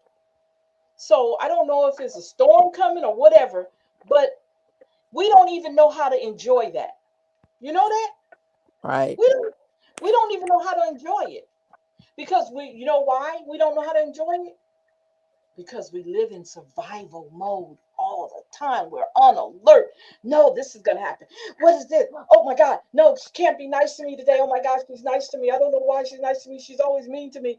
Oh, what's going to happen? Oh, my boss is going to fire me because she's saying I can do an extra assignment. Oh my God. We're thinking this constantly all the time because we are in this survival mode all the time. And survival mode triggers us in so many ways. So many ways. And we do need to, I know I probably said five different conversations in one, but altogether what I'm trying to say is, you guys, we have to pay attention to ourselves. We have to want to heal. We have to want to make things better for ourselves, and we have to understand how important we are to us, no matter what you're doing. We have to say, you know what? You might not think I'm important, Salita, but I'm important to me. You might not think I'm important, Miss Bell, but I'm important to me. When we can say that all the time to ourselves and really, really, truly believe it, because it takes practice, you'll see how things are going to start changing for you. And you guys have already said some things have already started changing for you because you know why? You put in the work. You put in the work because it wouldn't happen if you didn't put in the work. If you didn't believe in yourself and you didn't believe what you were saying to yourself, you wouldn't be able to sit here and tell me that you've learned something because you took time out to want to learn something. It's all about what you want to do, not about what anybody else wants you to do, but what you want to do. You want to see that change in yourself. So what guess what you're going to do? You're going to do all the things you need to do to make sure that change takes place. And that's the wonderful part about the work, doing the work, understanding what the work is, looking at the downside of you and saying I'm going to own up to who I am without feeling guilty and judging yourself for it. We beat ourselves up enough. Take a break for criticizing and beating yourself up. Take a break from it. You deserve it. You really do. So, that and more. We've talked a lot. So I want Miss Linda. I need you to read "Building Resilience Through Shadow Work." Okay. Building resilience through shadow work. Building resilience is an essential element of emotional healing, particularly for women of color who often face unique challenges. Shadow work provides a structured approach to confront and integrate the parts of ourselves that we may prefer to ignore. By recognizing our shadow self, we can begin to dismantle the negative patterns that hinder our personal growth. This process only fosters self acceptance, but also equips us with the mental fortitude necessary to navigate life adversities effectively. Okay, let me scroll down. Engaging in shadow work involves delving deep into our emotions and experience, particularly those that evoke discomfort. This can range from childhood traumas to societal pressures that impact our self esteem. Hmm. by by acknowledging these feelings rather than suppressing them, we create space for healing. This journey of self-discovery empowers women of color to reclaim their narrative and embrace their unique identities, leading to increased resilience. The technique employed in shadow work can vary, but they often include journaling, meditation, and guided visualization. Can't even say the word right, visualizations. There you go. The- These practices serve as tools to facilitate a deeper understanding of our shadow selves. For instance, journaling allows us to articulate our fears and insecurities, while meditation encourages mindfulness and present moment awareness. Through these techniques, we not only confront our shadows, but also cultivate a sense of compassion toward ourselves, promoting emotional healing. Moreover, the positive impact of shadow work on mental health cannot be overstated. As we integrate our shadow selves, we experience a reduction in anxiety and depression, fostering a more balanced emotional state. This transformative process enhances our overall well being, enabling us to respond to life's challenges with greater resilience. It also strengthens our connection with others as we learn to embrace vulnerability and authenticity in our relationships. Ultimately, building resilience through shadows work is a journey of self acceptance and empowerment. For women of color, this practice is particularly vital as it encourages us to confront societal narratives that may diminish our worth. By embracing our shadows, we not only heal ourselves, but also inspire others in our community to embark on their own paths of emotional healing. This collective strength fosters a supportive environment where resilience can strive, benefiting all of us on our journeys. Okay. Okay. So, next chapter is going to be shadow work, technical for personal growth journaling as a tool for reflection. So, that means that you guys have your journals. So, we might be talking about that. But before we go any further, remember we had three questions. But number four, I'm getting ready to give you out number four question. First of all, I need an answer for number three, which is where in life do I hide my desire and how would my reality shift if I pursued them without shame? What are your, just, okay, give me one thing that you would love to do that you have a desire to do, but you feel shame to do it. As long as it doesn't involve killing somebody. Um, Oh, I'm not ashamed to yeah, do anything, but you know, uh, let's say, you know what? Yeah, I would say running for a council seat. okay, okay, okay. Now, would my okay, so it says here, where in life do I hide my desire and how would my reality shift if I pursued them without shame? So how Mm-hmm. would your reality shift if you went on and did it? Um, I wouldn't be able to be me anymore in the public eye. And I always want to be me, like without judgment, like and actually not care. But when you in a political seat, you have to care. You know what people think about you, and I don't, and I want to keep it that way. Okay. So that would be your only hindrance. Yeah, it's just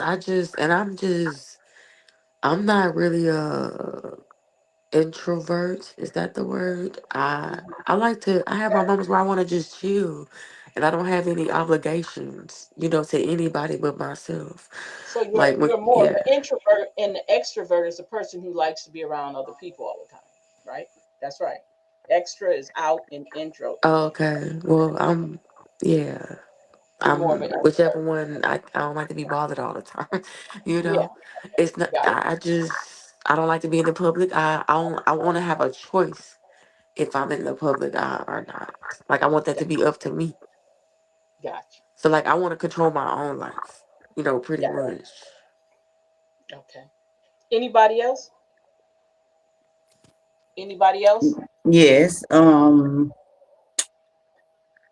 My line of work, what I desire to do, why I went through cosmetology school and everything, Hmm. is to work in the mortuary with the deceased. Okay. And I have a lot of people that I've spoken with that's willing to work with me when I'm ready to pursue it. Hmm. And my life would be a hell of a lot different than what it is now. Okay. I've, I'm gonna be honest, I've allowed things to hinder me Hmm. from pursuing where I want to be and what I want to do. Okay. And I do remember this where it all started going down. Hmm.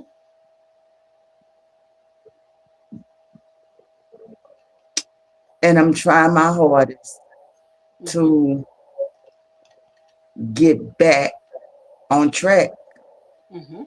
so Okay. I can pursue these goals. Gotcha. I know it's going to take some time. It ain't going to just happen, you know, over the next couple of years because I do have to go back to school Hmm. because there's still some things I have to learn. Hmm. Okay. But everybody that truly knows me knows that's my real desire. Okay. Okay. Now, are you ashamed of it? No, I'm not. Okay. Not at all. Okay. Sounds good. Okay, Miss Linda. Um, I hide mine second guessing myself. Okay. Um, and second guessing and probably getting on the computer scrolling, looking for stuff on Amazon or whatever, ordering stuff from TikTok, just Mhm. You too. yeah, me too. Yeah, second guessing, myself on certain things and what I can and cannot do. Um I had a fear at one time of public speaking, but Mm. uh I have definitely got out of that Yes, yes, yes. Well, since a you're not kid. the only one. Yeah. I don't only have, I have a fear of just being in front of people, period. I still get a little nervous sometimes, but Me I too, and my mind go completely sideways, and I yes, just freeze up, and that's it. I got to go back and regroup and come back to the peoples. yes, ma'am. I told That's I me. I'm in That's me. agreement with you. So That's me. it's just I'm coming out of it. Uh-huh. I have came out of it. Let me put it like that. But I Yeah. still get nervous sometimes and I just have to, like I say, always take a breath or just calm my mind and get my words together and stuff. Uh-huh. But that's it for me. Okay. I don't desire. No, I better not say that. Oh, I'm gonna let them keep thinking. okay, yeah, there you go. There you go. Now, sometimes you got to Mhm, stop and think of what a person is saying, understand what they're saying. Right. mhm. Exactly. Sometimes I don't get what they're saying. So, yeah, you're right. Yeah. It's called I active have to listening. regroup and come back to them, Miss And Bell. then, yeah, and you have to question them too. Don't be afraid to question them. Right. You Absolutely. know, Like, I is that real? understand, Miss Dixon. I understand. So number four, okay, so now we're gonna add 4, 5, and 6 on here. So I put it on in the chat if you guys can see it is in the chat. So number 4 is what angers me the most about the world and how can I use that anger as fuel to transform my life? Okay, Miss McCall, you're gonna have to email that to us. Okay. yeah, because Okay. I And know a I'm little going to. shorthand. I don't know that much, but Okay, but no, I'm asking. Look, I know that. I'm gonna do that. I'm gonna do that, but I'm asking you the question out loud now. I'm just asking it to you. oh, So okay. I'm yeah, sorry. I'm asking. That's all right. That's all right. What angers me the most about the world, and how can I use that anger as fuel to transform my life?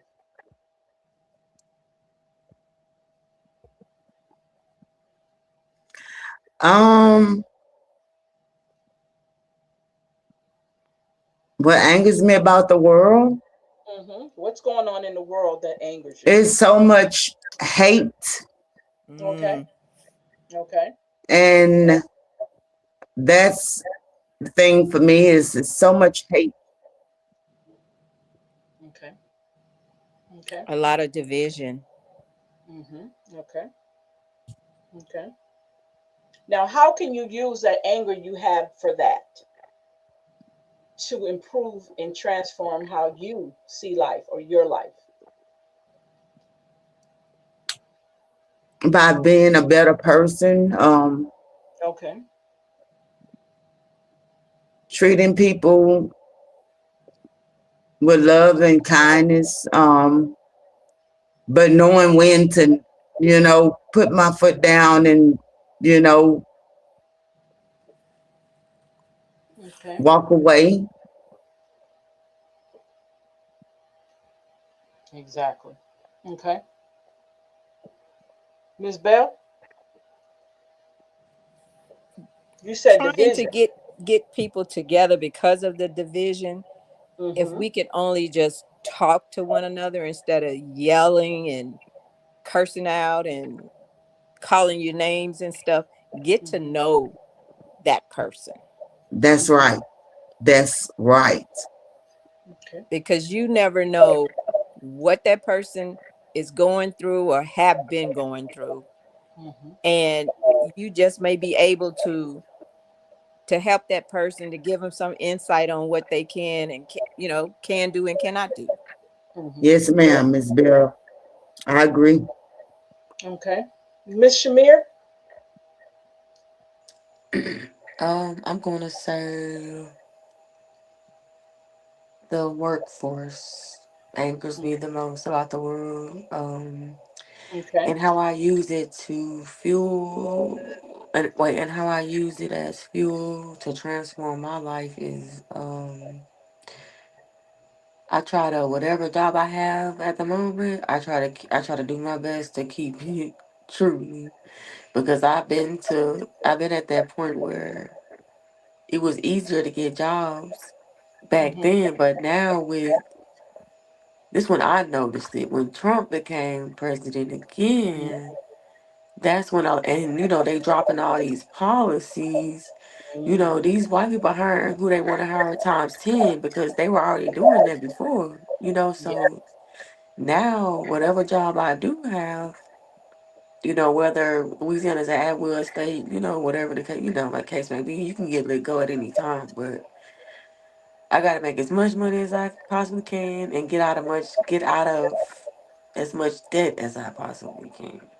Okay. you know, because it's Okay. never going to be enough to me. It's never going to be enough money out there Mhm. to survive with how the economy is ran and how it's been running, all these years. Yeah, I got you. You're right. You're right. Miss Kathy said, I "What can't angers hear me the you. most." Okay, go out and come back in, Okay. because I think Miss Linda had to do the same thing. Yeah, she had to do the same thing. Okay. So Miss Kathy said, "What angers me the most about the world is how leaders treat us like slaves in the work environment." Okay. And she said, "I speak up and let me see. She said, I speak up and I encourage others to speak up." And she's look, y'all, this Miss Kathy. I don't know what to do with Miss Kathy. Miss Kathy said, "I crave revenge with management and their disrespect to employees." So she talking about she want to get revenge. Only Miss Kathy. Only Miss Kathy. Only Miss Kathy. Okay, number 5 says, "In what areas do I crave revenge?" Oh, she answered the next question. I'm sorry. She said, it says, "In what areas do I crave revenge and how does shadow aspect reflect my suppressed rage or need for justice?"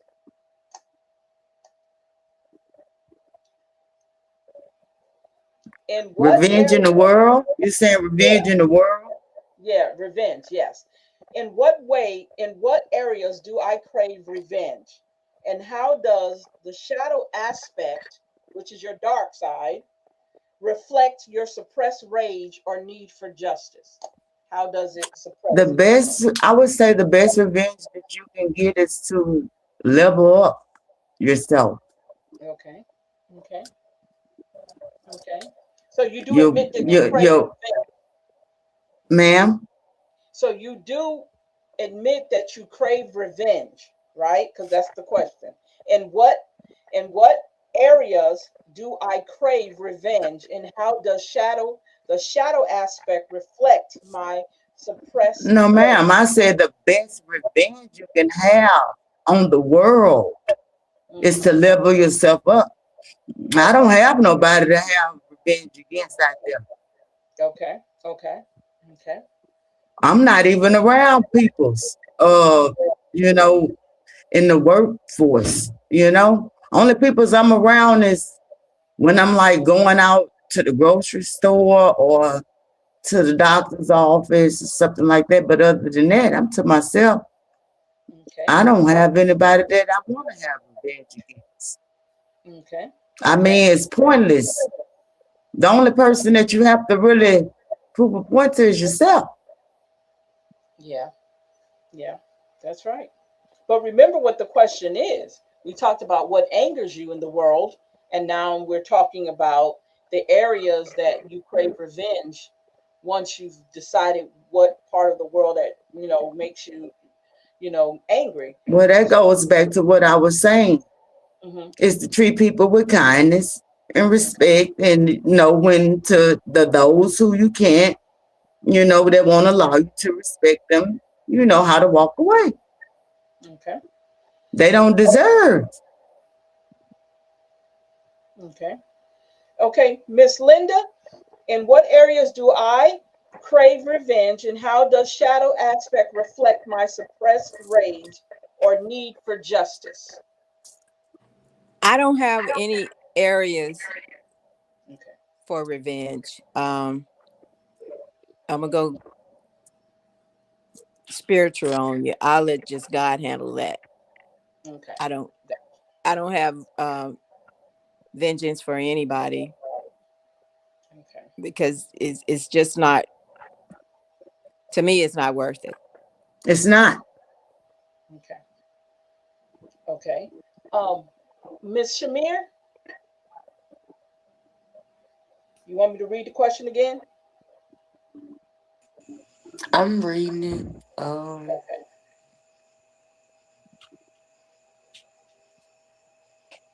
Mm,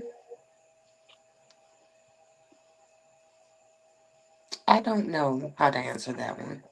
Okay. All right. All right. Miss Kathy said, I don't allow anyone to silence me anymore. That's the way she deals with it. She's not going to allow anybody to silence her.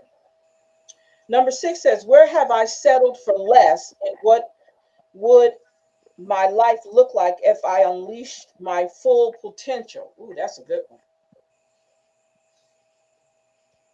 Where have I settled for less, and what would my life look like if I unleashed my full potential?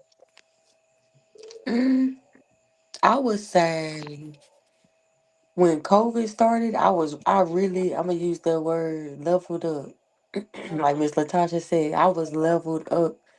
I finally moved to Irving, Texas, outside of Dallas. mm-hmm, I finally put a deposit on my townhouse. mm-hmm, Um, and then next thing you know, like stuff running on the TV talking about, oh, this deadly virus is out and this and that. So I ended up losing all of that. I had to I had to come back home. So I've been back home since 2020. And mm-hmm, I guess I can answer the last question with this too. I kind of want revenge on that mm-hmm. Got it. because my life would be totally different. I'll Mm-hmm, be the same person, but I would have been leveled up. Like I mean, we know what Texas offers, and we know what Louisiana offers. So yeah, I yeah. feel like I would have been far better mentally and Mhm. physically, and financially. I just would have been better. So, in And other now words, it's to a point, you know, um, it's harder to attain that, mm-hmm, right yeah, now for so many reasons. yeah, I brought up debt, I'm not, you know, so, mm-hmm, it's a lot of roadblocks. So, I mm-hmm. mean, that's something I want to get back. I mean, for obvious reasons, if you ever left Alexandria, you know.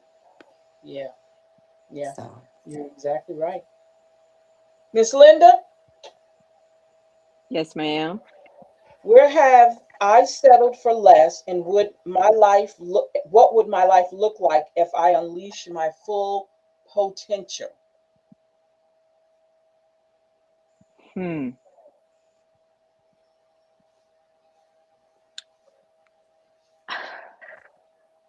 I don't know how to answer that. Okay. Miss Shamir brought up something about COVID. Mm-hmm. yeah, and I When forgot to COVID, really answer the first part. I really meant to say that I wish I didn't come back home. Like, I wish I would have stayed where I was and just I and really came back tough home it out. because during that time people weren't hiring. You know, I had got let go from the job that just hired me. So I was like, well, I'm not gonna be able to get a job if people aren't hiring. So that's why I went back home. But I'm wishing, what if I stayed, and possibly found something, Yeah, you would like have I found could have something. kept, what I was doing. So yeah, I regret that. Like, Okay. Okay. Okay, Miss Linda, Okay, read the first part of the question for me. where have I settled for less? And what would my life look like if I unleashed my full potential? I settled for less when I got married right out of high school Okay. instead Okay. of pursuing or had someone to encourage me to go to college, um, Mhm. do something better instead of getting married early, thinking you're going to live in a nice house with the white picket fence and all this kind of stuff. So, getting married right out of high school, that would be it for me. But now, look at me now. Mhm. uh, totally different person Mhm. from back then. On my own, Mhm. I if I see something I want, I could get it myself. Don't have Mhm. to rely on somebody else to get it for me. Mhm. And that's it. Okay. Okay. All right, Miss Latasha,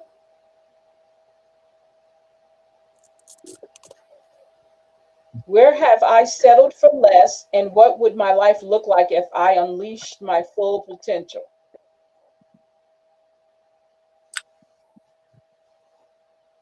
Oh Lord.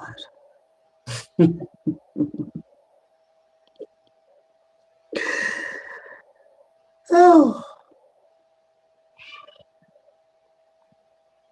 I'm sitting in the now. I'm sitting in the now. I'm sitting in it right now. You're right in the middle of it, huh? Yeah, yeah. And I don't know what the future gonna hold. I don't know. I'm not there yet. Okay. That's Okay. the best I could put it to you. I Next like it. I question, like it. please. So, Miss I'm just Kathy, being honest. hey, I look, I'm with you there. I hear you. I hear you 100%. Miss Kathy said, I've settled for less by not going to school and getting a degree in something. She said, but I don't know why my life would look, I don't know what my life would look like because I don't know why. I do not know what my full potential is. Wow, that's deep, Miss Kathy. That's deep. That is really deep. I like that. She doesn't know what her full potential is, so she doesn't know but she would not know what her full potential is until she thinks she gets her education. So it's never too late to go back to school. Let me tell you something. It's never too late to go back to school. Never. I seen an 80-year-old, an Oh, 80-year-old that Miss Kathy didn't look 80 years old, sure did. that just this recent um graduation season Hmm. that had graduated. And Miss So if Kathy, somebody can do it at 80 years old, you can do it. Miss Kathy, yes, I got my bachelor's at 50. I think I was 54 when I got my bachelor's. I got my master's at 57. So you're never too old because she says I'm 55. You're not too old, baby. You're not too old. I promise you, you're not too old. Not at all. You can do it. It's never too late. And that 80-year-old woman, and this one I think went to school with her kids and got her college degree. And she was in her 80s, 70s or 80s. And she was a black woman. So it's never too late to go back to school. Never ever think it's too late to go back to school. I don't care how old you are. It depends on what you're trying to go back to school for and how long you want to be in school. It can happen without a doubt. And prior to all of that, um, when I was younger, I went to school. I did business. I did two different business schools prior to me even going to the, and I did Austin Peay State University. I went to college in two different places. Didn't finish those two places because again, you don't know what's happening in life. Things happen. So you had to like say, I can't do this. I'm gonna put it on the back burner, and you go and you do the work, you do all that, you maintain everything until you can until you're able to go back to school. When everything settled down in my life, I was able to go back to school. So I went back to school and got what I needed. But my life had to be settled for me to do it. I couldn't just do it and have all this craziness going on. I had to wait till there was a time when everything was quiet and I could do it so that I would concentrate on school and not everything else.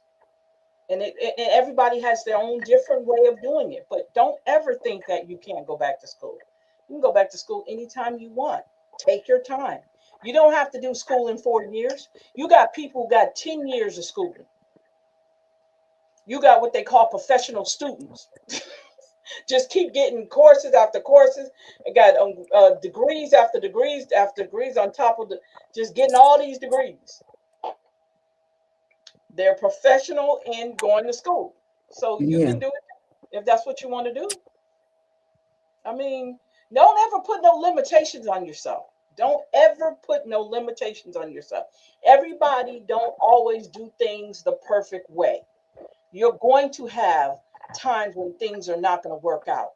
But that doesn't mean for you to give it all up and say, I'm not doing it. No, Kathy, go back to school. Go back to school and get what is yours. If you've already claimed it, it's gonna happen. It's gonna happen. Whatever it is that you want to do, it's gonna happen. But you gotta want to do it. You gotta put the work in. It ain't gonna just drop in your lap. You gotta put the work in, whatever it takes. You got plenty of schools to go to, so you got choices, you know, to take. And let me say this too. Just because we have degrees don't mean that we're living our best life. Okay? Do not get that mistaken. It's not everybody don't have that platform where they can live their best life with because we got a lot right now. You got 600,000 black women who got released from their jobs at working for the federal government that had degrees that were in high positions. They were GS 11s, 13s, and 14s, and 15s, and 16s, and they lost their jobs. So having all that don't mean nothing all the time. It's cool to have it, but it don't mean that's your life is gonna be a bed of roses. It's not, because those people were on their jobs 10, 15, 20, and some of them probably 30 years, and they lost it all when Trump got into office. But they're saying they are faring a lot better than they were when they was working for the federal government. Because you know what they did? They took all that information, all that training, all that experience they did and turned it into consultants. Because guess what? There's still big corporations out there that are in need of consultants. So they turned what they learned and what they have experience in, they turned it into a whole nother stream of income. And that's why they don't like black women, because we always make it happen regardless. We're going to make it happen. And that's what a lot of them are doing. They had to feed their families. They had to survive this craziness that took place to them, at them, or for them, or to them, that is. And they're thriving in the midst of it. Some of them are doing 6 and 7 figure jobs that they created themselves. So having a degree is great. Working for yourself is even greater. You can determine everything for yourself. That's why you have to, there's all kinds of potential once you get the freedom, because it's education they can never take away from you. They cannot take back your diplomas. They cannot take back your certificates. They can't take back any of that. That's yours. So if they feel the need to take the job, that doesn't mean that you're not going to survive without that job. Because some people equate their worthiness through the jobs and the work that they do. Your worthiness is not there. Your value is not there. Your mental is not there. Your experience is not there. It's in you. You made those things happen. So they can't take that away from you. So why not use it for the best for you? Now, getting a business started is a whole different ballgame. That's a lot of work. But once you get it off the ground and get it rolling, it's yours. You ain't got to answer to nobody. So don't just because you got a degree, you want to work for everybody else. No, take that. You can work for somebody else and have your little side hustle on the side, helping people, consulting, if that's what you want to do. But these women had no other choice. They had to take all their experience and actually create other jobs or go somewhere else and work at a lower, like we talked about, settle for less. At the moment, a lot of them probably had to settle for less to pay the bills because they no longer had their job.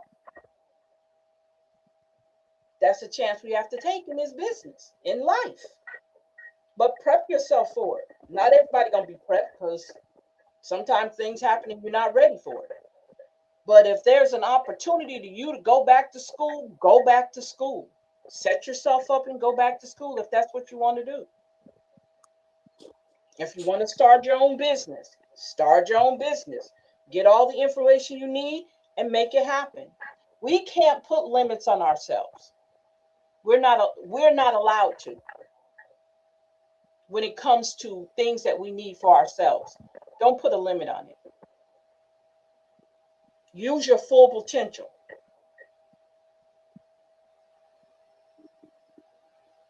Use everything that you have. I had put a little note up on my TikTok, and I said, we are multi-dimensional people. So if you have more than one gift, use it. Use it. Don't be afraid to use your gifts. Because if you don't use it, what happens? You lose it. You forget how to do it. So no matter what it is, it's not about always being successful. We get so caught up on our perception. Successful equates money dropping from the sky. Everybody wants your business. Everybody wants your service. Everybody, it's not like that, y'all. Reality is not like that. You have to hustle. A lot of it is not just going to drop in your lap. You got to hustle. You got to make it happen. You got to open up. You got to manifest those things to come to you. And you got to work to keep them. Because some people get this. I listen to people who talk. And a lot of people want to put off like that businesses are the greatest thing. Da, da, da, da, da. You can do this. You can do that. And you sit there wide-eyed and say, "Ooh, I'm going to try that. Oh, I'm going to see if that." And you figure out like you done spent all this money getting all these consults and listening to all this potential stuff happening, and it's not happening for you. You're right, Miss Alita. I agree. My daughter, that reminds me of my daughter. She, my daughter, she took in my footsteps, the oldest one. She do hair. And now my daughter worked for the state. And she went, and I always tell her, that's the one that had the incident with her eye. Okay, yes. And I always remind her how strong she is and how beautiful she is, because I see a lot of me in her, and how ambitious she is about her business. She started the business at her house. But then she left one job and she relocated to another. Like I just said, she started working for the state. And Like I told her, keep going. Yeah. If you can plug into all your outlets. Don't limit yourself. That's right. Never limit yourself. Yep. That's right. It's not, you can do whatever you want to do. you can you can start a hair drying business. You know, you could, I mean, it's anything. Let me tell you, back in the day, there was a service for everything. There was some type of product, some type of service for everything. And you know what? It's getting back to that. It's getting back to the basics of how things used to be.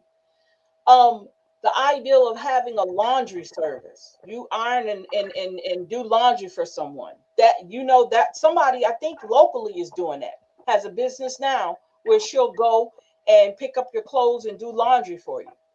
So the simplest things that we just, like, I don't really want to do this today, realize that it's people who's making money off of doing that. Running errands, something simple as running, you got people making a killing off of running errands for people. I'm not talking about DoorDash. I'm not talking about Uber. I'm talking about literally people, personable people that are doing that. Yeah, that are actually doing that. That's how they make their money. And you can do the same thing. Don't limit yourself.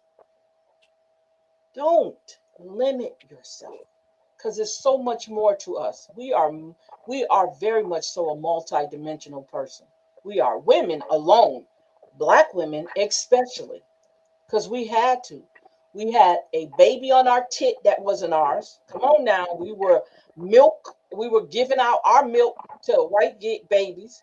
Okay, we were doing laundry, we was doing hair. Okay, we were making clothes, and we were cooking, and we were cleaning. We were multitasking our asses off. And we did that from sun up to sundown. And by the time we got back to our cabin, the master trying to knock on the door because he think it's all right for him to come and disturb you to get some. Think about that. Now, you don't worked all day with his raggedy ass family. You don't think that's not in our bloodline? You don't think the idea that we can be very creative people is not in our bloodline because we had to be, because our ancestors had to be? You don't think that's in, those gifts are not there? They're there, every bit of them. Just got to dig into them and pull them out. That's all. Okay, so I am going to let you guys go because we have done very well tonight. You guys did a great job with answering the questions. I'll get the rest of those questions back to you guys. You guys can answer it. We still done. Look, let me tell you something. Don't think y'all got away with not doing that quiz out loud. We're gonna do that quiz. I ain't forgot about it. All right. So maybe Wednesday we'll start off with the quiz first and then get deep into chapter 4. But you guys are doing an excellent job. I am so happy that we got a lot done tonight. I'm glad you guys showed up. I hope you guys are learning. That's my biggest thing. That's my worry, in a sense, is that you guys are learning. And you're showing me you are. You're showing me that you guys are dedicated to doing this. So I'm very happy. I'm satisfied. All right, so I'm going to be emailing y'all the rest of these questions, so you guys can have them. We're going to have some more shadow work questions too. These are some deep questions, y'all. Really, they are some deep questions. Because I had a problem with answering some of myself. I just wanted to see if I get answers from y'all. I wanted to cheat and get my answers from y'all. No, I'm just kidding. But yeah. So I'll get those questions to you guys. Okay. So you guys have a great night. Thank you for hanging out with me tonight. What else I wanted to say? I will see you guys Wednesday night. You're welcome. I Yes, you enjoyed you will. ladies. I I enjoyed you always guys enjoy too. it. But you guys do this. I want you to do this one thing too next week. before we come Wednesday, before we get in the class Wednesday, and then I want to tell you what I want you guys to tell me what your result is. I want you guys to spend 10 minutes not doing anything. And in those 10 minutes not doing anything, I want you to write down what you thought about in those 10 minutes, no matter what it is. Look, if it's something personal, don't tell me. But just something basic. In those 10 minutes between tomorrow, because Sunday, between Sunday and Tuesday, I want you to take 10 minutes and not do nothing. Put on your timer on your phone, flip your phone over, because I don't want you to have your phone in your hand.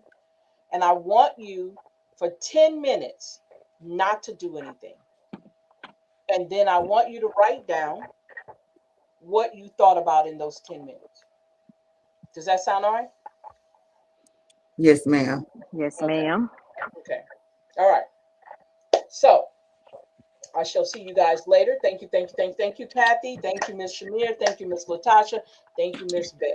You guys have a great evening. Have a great Sunday. And I'll see you back here Wednesday. You too. Thank you. Good night, Bye. everybody. Good night, everyone. Good night.